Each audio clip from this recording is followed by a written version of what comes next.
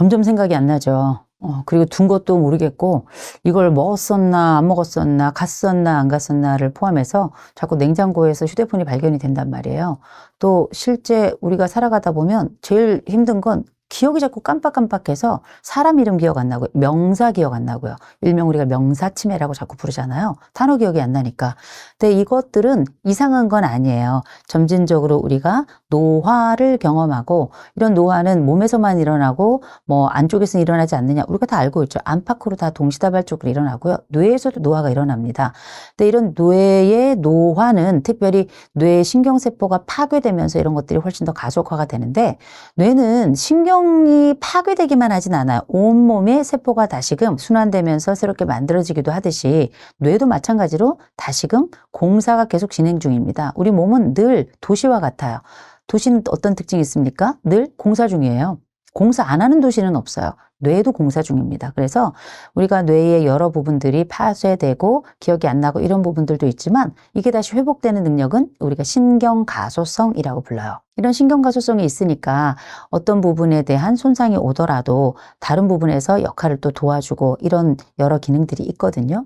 문제는 우리가 이런 뇌가 가지고 있는 특성들이 아무리 신경가소성이 있다 하더라도 파괴가 빠르면 회복은 더딜 수밖에 없고요. 또 파괴가 아주 빠른 경우나 아니면 외부의 어떤 두부 손상이나 이런 것들이 있을 경우는 회복이 불가능한 경우도 있어요. 그런 아주 불가능한 경우를 제외하고도 우리는 때로 머리가 좋아질 수 있습니다. 왜냐하면 지능은 크게 두 가지가 있어요. 하나는 유동적 지능이라는 게 있고, 또 하나 결정적 지능이라는 게 있습니다. 유동적 지능이라는 건 타고나는 지능이에요. 누군가는 머리가 좋게 태어나잖아요. 이거는 무시할 수가 없어요. 유전적인 것 때문에. 우리 아이들 중에 보면 유별나게 똑똑한 아이들이 있어요. 천재 아닌가? 영재 아닌가? 이런 생각이 들 때 우리는 어떤 생각이 드냐면 얘 미래를 꿈꿔요. 어떻게? 의사, 박사, 변호사. 근데 저는 이렇게 영특한 아이들이 있으면 우리 부모들 혹은 어른들은 꼭 이런 얘기 해주시길 권해드립니다. 너 똑똑하지? 너 좋은 머리 가졌지? IQ 높지? 네가 노력하지 않은 지능을 네가 가지고 있지? 그렇다면 이건 운이 좋았던 거야. 그렇다면 너에게 주어진 이 재능으로 반드시 이 사회에 공헌해라. 헌신해라. 사회 속에서 봉사해라. 이런 얘기를 해주셨으면 좋겠습니다. 이렇게 말하는 게 어른이에요.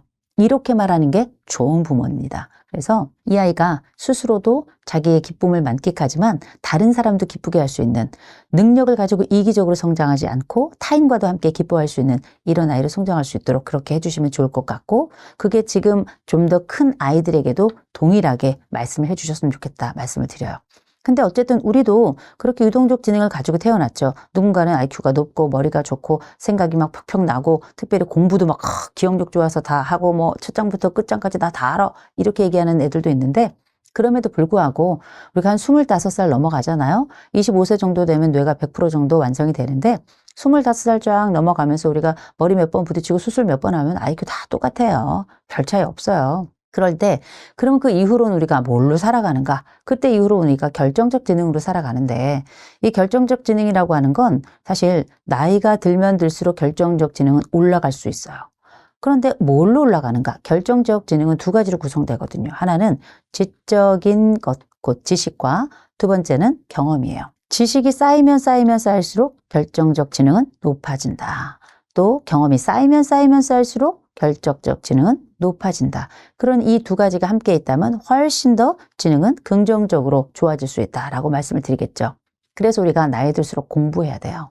공부라고 하는 건 생활 경험만으로 되는 게 아닙니다. 새롭게 달라진 세상 속에 새로운 지식, 새로운 단어, 새로운 문장, 새로운 경험, 새로운 정보들이 책 속에 무지하게 많고요. 우리가 20세기에 태어나서 다 활자의 시대를 살았어요. 활자의 시대의 그 기쁨과 영화를 통해서 우리가 여기까지 온 거거든요. 그렇다면 우리는 지금 달라진 세상 속에서도 여전히 우리를 일으키고 세워줬던 이 활자의 기쁨과 능력과 이 결과들을 다시 한번 잘 활용했으면 좋겠다라고 말씀을 드리고요. 그래서 할 수 있다면 일주일에 한번 서점, 도서관 가셔가지고 아무거나 책 한 권 딱 골라서 읽고 단어 하나, 문장 하나 외워가지고 오시면서 그걸로 일주일 지내셨으면 좋겠어요. 그게 우리의 심리적 포만감, 나이 들어가고 세월이 지나면서 달라진 정보, 매체 이런 것들을 사용하는 세상 속에 내가 얼마나 꿀리고 쫄려요. 그런 시점에 내가 가지고 있는 이 쫄림을 막아주면서 나에게 심리적 포만감과 어른의 관대함, 그리고 심지어는 교양까지 줄 거라 저는 확신합니다. 또 그렇게 지식의 영역을 확대해 갔으면 좋겠고요. 그런 차원에서 학습 공동체에 들어가서 또 다른 영역의 공부를 심도 있게 하는 것도 굉장히 도움이 되겠죠. 두 번째가 경험이에요. 경험이라고 하는 건 사실 우리가 50 넘어가면서 경험치가 높죠. 경험치가 높은데 참 재미있는 거, 내 경험치를 한번 생각해 보세요. 집하고 직장이 다예요. 집하고 직장 말고는 경험치가 거의 없는데 이제 나이가 들어간다는 건 조심성, 신중함이 많이 생겨나서 새로운 곳에 나를 노출하고 새로운 곳에서 나의 새로운 기쁨을 발견하고 모험하고 이런 거 어렵거든요. 근데 지금은 옛날하고 달라요. 지금 환갑잔치도 안 해요. 환갑잔치 하면 요새는 애들도 잔치하냐, 뭐 어른들이 이렇게 말씀하시잖아요. 그런 것처럼 60도 너무 건강합니다. 70세도 뭐 왕성해요. 물론 아픈 분들도 계시지만 전반적인 건강성이 굉장히 과거에 비해서 향상이 됐거든요. 그렇다면 그게 학습 공동체가 되었건 아니면 새로운 동아리가 되었건 아니면 새로운 여행이 되었건 아니면 새로운 분야에 대한 새로운 도전이 되었건 새로운 경험을 쌓아갔으면 좋겠어요. 새로운 경험 안에 자기를 기꺼이 용기 있게 놓아두었으면 좋겠고 도전했으면 좋겠다라고 저는 말씀을 드리는 게 이렇게 새로운 곳에 나를 배치시키는 것 자체가 나로서 일종의 비상상태를 만들어내는 거예요. 안주하지 않고 비상상태를 만들어내서 내가 거기에 분주하게 대처하게끔 하거든요. 이런 많은 것들이 내 머리를 움직이게 하고 내 몸을 움직이게 하고 내가 가지고 있는 능력을 또 향상시키는 데 굉장히 중요한 역할을 하는 거라 그렇게 우리는 경험치를 쌓게 되고 그렇게 우리의 결정적 지능은 높아지는 거거든요. 그래서 우리가 가지고 있던 여러 상황들이 많이 있지만 이런 지식을 쌓아가고 경험을 쌓아간다면 이거야말로 21세기 어른이 스스로를 개발하고 자기 스스로를 앞으로 계속 걸어가게 하는 일종의 어른의 덕을 갖게 하는 그 과정이 아닐까 싶고요. 이 과정 자체가 우리가 가지고 있는 신경 가소성을 높이고 동시에 적응력도 높이면서 우리의 결정적 지능을 지속적으로 향상시키는 데 기여할 거라고 봅니다. 배우자와 함께 살아가면서 먼저 하지 말아야 될 것부터 좀 말씀을 드릴게요. 배우자가 어렵습니다. 왜냐하면 이 배우자가 어려운 이유는 처음에 너무 간절해서 결혼했는데 나중에는 나에게 가장 큰 배신자이기 때문이에요. 왜냐 우리가 보통 결혼을 할 때 이 사람이 좋은 이유는 이 사람이 가지고 있는 본연의 아름다움도 있겠지만 끌리는 데가 있어서예요. 이걸 우리가 매력이라고 할 텐데 이 매력은 되게 내가 갖지 못한 것에서 끌림, 곧 매력을 발견하는 경우가 많아요.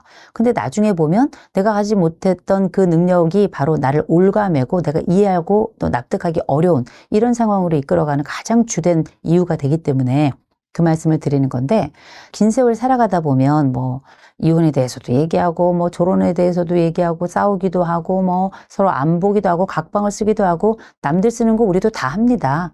그런데 그럼에도 불구하고 우리가 이 남자랑 또 이 여자랑 그래도 난 살겠어.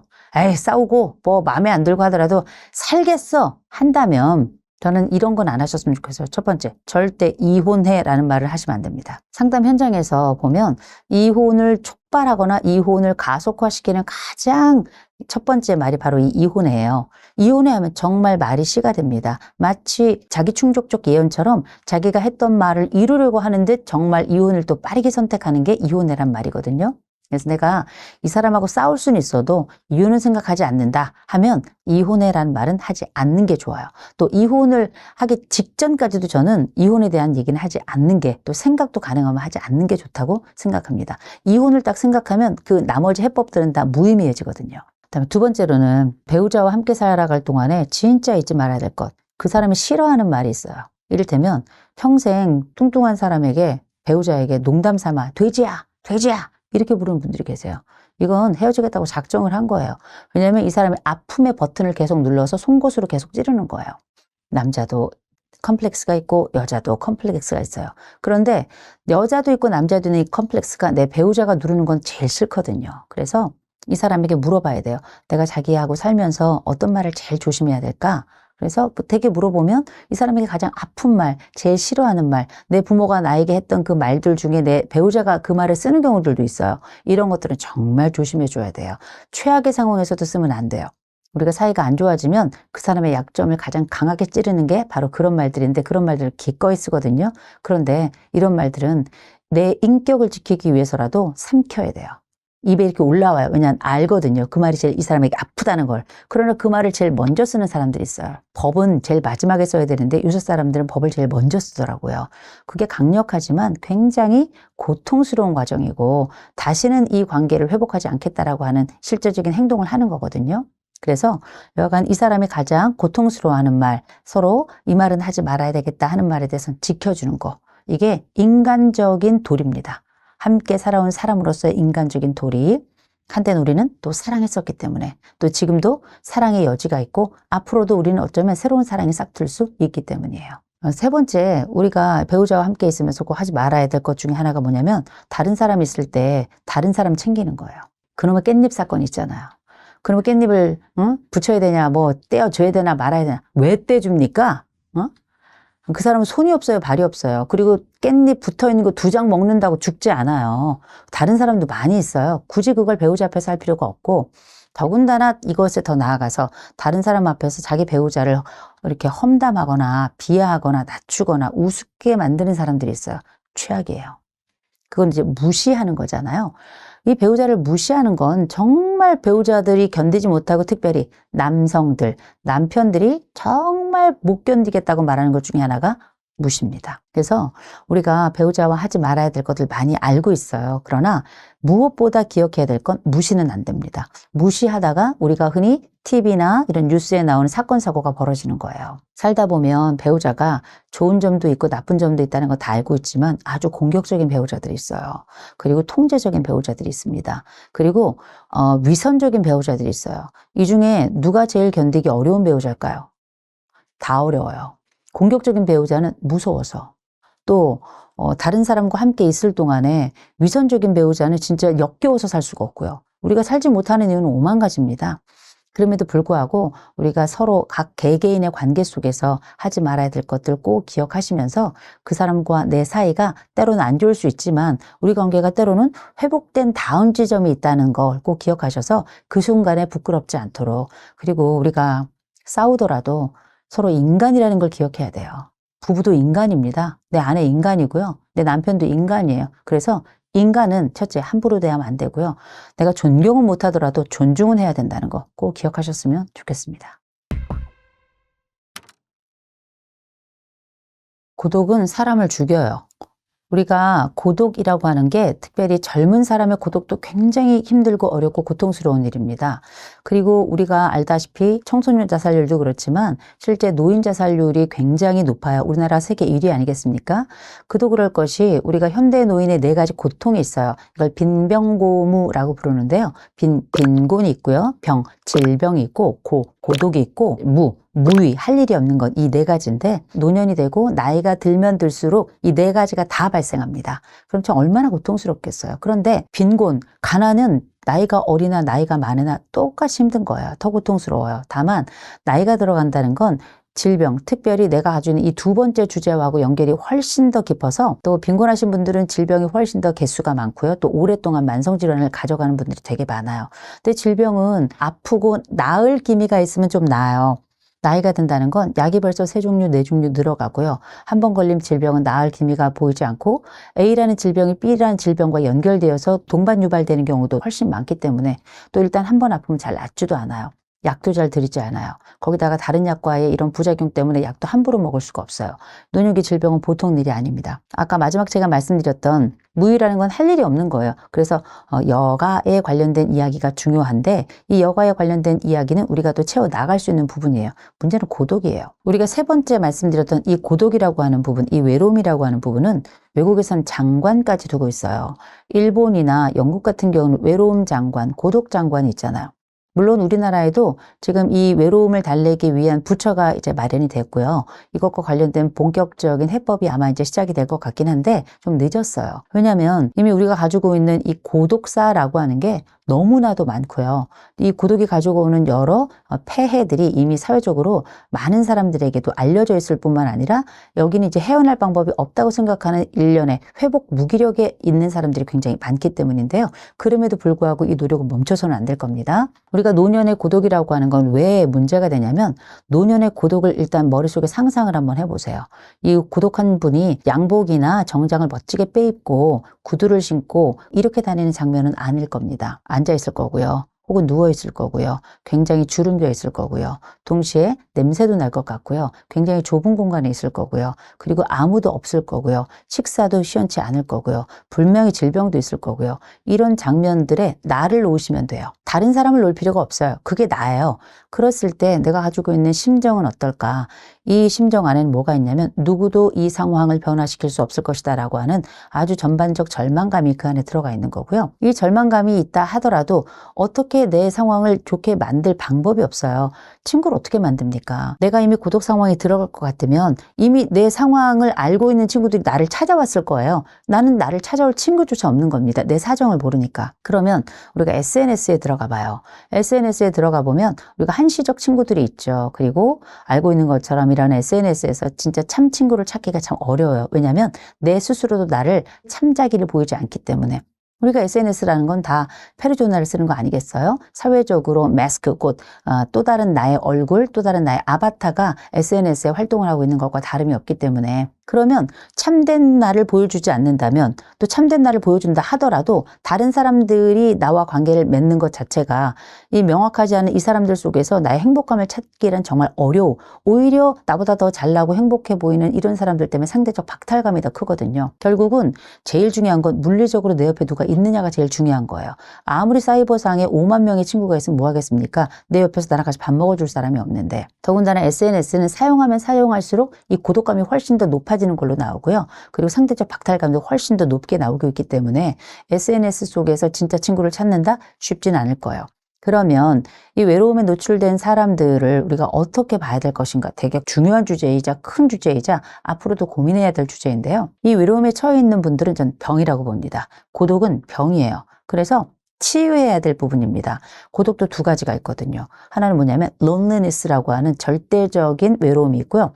solitude라고 하는 내가 선택한 고독이 있어요. 잠시 내가 혼자 머물면서 따로 떨어져 있고 싶어. 이거는 solitude라고 하는 고독, 선택적 고독이라고 제가 부르는데 대신에 loneliness라고 하는 건 남들도 내가 혼자 있는지 모르는 완벽하게 동떨어져서 혼자 남겨질 수밖에 없는 이런 고독의 상태, 남겨짐의 상태를 외로움, solitude는 잠깐의 고독을 선택해서 다시 한번 침잠하는 나를 안정시키고 또 혼란스러운 나를 정리하는 과정에 있는 거고요.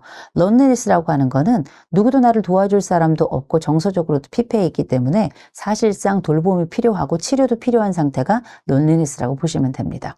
50 넘어서 고독사가 굉장히 많아요. 특별히 이렇게 50대의 고독사가 많은 이유는 이분들이 돈이 없어서일까요? 가족이 없어서일까요?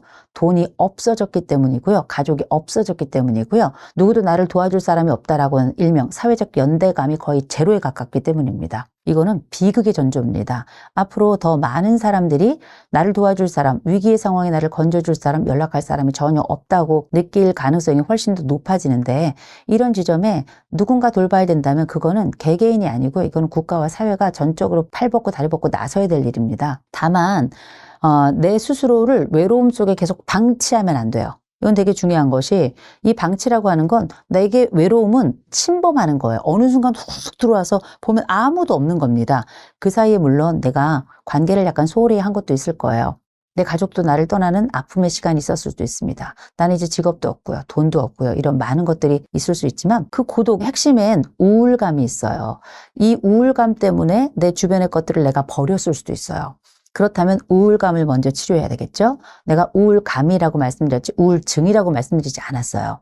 우울증은 진단된 형태를 이야기하는 거고요. 우울감은 내가 그렇게 우울하다고 느끼는 정도를 말하는 거예요. 그런데 우울감도 50대 이후에는 위험할 수 있습니다. 그래서 요새는 뭐 무료로 이런 검사들 하는 데 많이 있으니까요. 가셔서 내가 가지고 있는 이 우울감을 어떻게 혹은 우울증을 어떻게 회복하거나 호전시킬 수 있는지에 대해서 먼저 좀 알아보셔야 될 것 같고요. 그 다음에 이런 경우는 도움을 청하셔야 됩니다. 그래서 요새는 국가 차원에서도 정신건강복지센터나 아니면 가족센터 이렇게 무료 상담을 받을 수 있는 곳, 또 SOS 전화를 걸 수 있는 생명의 전화나 이런 곳들이 많이 있거든요. 전화하셔서 24시간 돌아가면 언제든 도움을 받을 수 있으니까 이런 변화의 여지들을 찾기가 어려울 땐 도움을 꼭 청하셨으면 좋겠고요. 다만 제가 이런 말씀을 드려요. 외로운 분들이 적어도 외로움 키트를 좀 가지고 있으면 좋다. 그거 보통 119로 많이 설명을 드리는데요. 하나가 만트라예요. 만트라라고 하는 건 뭐냐면 나를 일으키는 말을 좀 가지고 있어야 됩니다. 이를테면 내가 바닥까지 떨어졌다. 내가 정말 힘들다. 그럴 때 일어나야 돼. 일어나 보자. 자, 나가보자. 이렇게 나만이 혼자 읊조리지만 늘 나를 일으키는 좋은 말들이 있다면 이걸 좀 반복하시면 좋아요. 두 번째로는 2개의 취미가 있으면 좀 좋습니다. 취미는 가내 취미, 가외 취미. 그 집안에서 할 수 있는 취미와 집 밖에서 할 수 있는 취미를 통해 가지고 나만의 움직이는 친구들과 움직이지 않는 친구들을 만들어내는 거예요. 이 친구라고 하는 건 뭐 새, 선인장 다 좋죠. 다 좋은데 나의 기쁨을 유발하고 나의 기쁨이 형성되는 이런 공간이 이 친밀함의 공간이거든요. 이 가외 취미를 함께하는 사람들과 성실하게 지속적으로 만나면 내가 어느 순간 딱 빠졌을 때 이 사람들이 나의 빈자리를 알게 되죠. 그러면 연락을 해온단 말이에요. 그래서 우리가 끊임없이 어떤 기관에 조금 싫더라도 소속감을 가지고 가외 취미라 생각하시고 성실성을 가지고 참여하는 건 어쩌면 나를 살리고 나의 고독감을 해소할 뿐만 아니라 나의 생존과도 직결된다는 걸 말씀드리고요. 이제 구라고 하는 건 구원의 사인, 시그널을 보내줘야 돼요. 내가 나를 도와달라고 SOS를 쳐야 된다는 겁니다. 그래서 너무 급박하고 우울감이 심하고 고독감이 미친 듯이 밀려온다 그럴 때는 때로는 이런 고의적 자해, 우리가 흔히 이제 극단적 선택이라고 이야기하는데 이런 시도를 하시는 분들이 생각보다 많아요. 그러니까 우리나라는 80대 넘어서 노인 자살률이 현저하게 올라가는 거거든요. 굉장히 비참하고 고통스러운 겁니다. 이럴 때 SOS를 칠 수 있는 에너지는 반드시 남겨놓고 그 번호는 꼭 내 친구 할 수 있다면 친구면 제일 좋고요. 친구가 없더라도 요새는 이런 시스템이 많이 도와드리고 있으니까 시스템을 통해서 이 도움을 꼭 받으셨으면 좋겠습니다.